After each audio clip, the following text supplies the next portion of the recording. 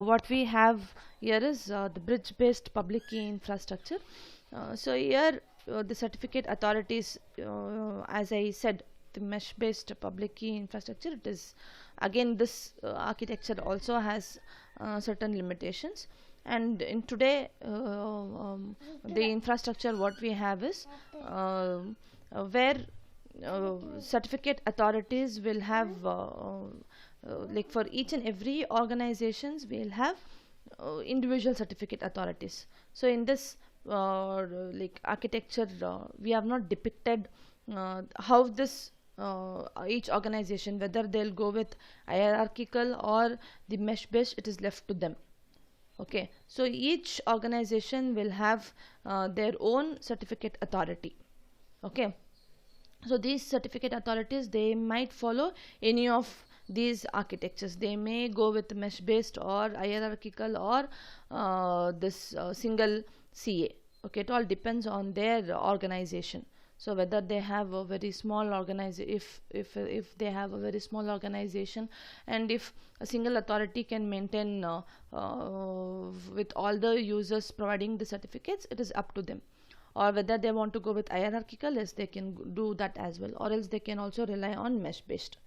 Okay, but two organization to communicate will have one bridge certificate authority. So two organizations, they can communicate through this bridge certificate authority.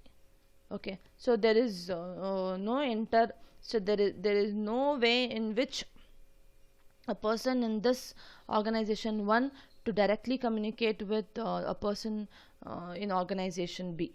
So that is not allowed at all. So the links should go through only through this uh, main or the bridge certificate authority.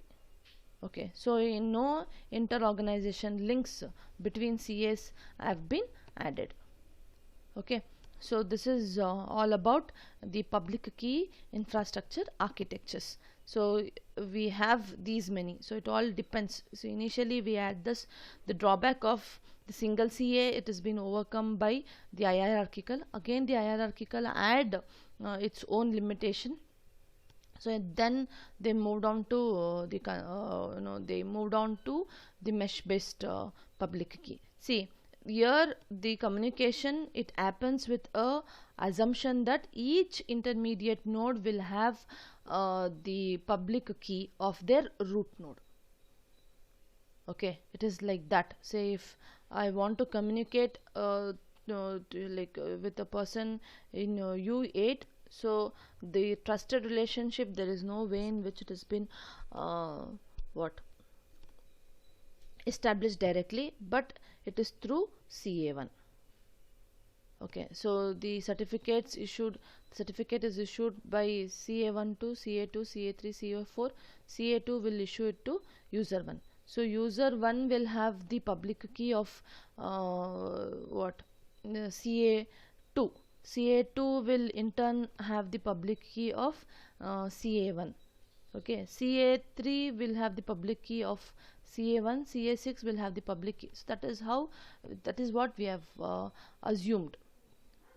Okay, so that is what has been depicted even here. Certificate signed by CA1 vouchers for CA3 public key. So CA3 public key will be signed by CA1.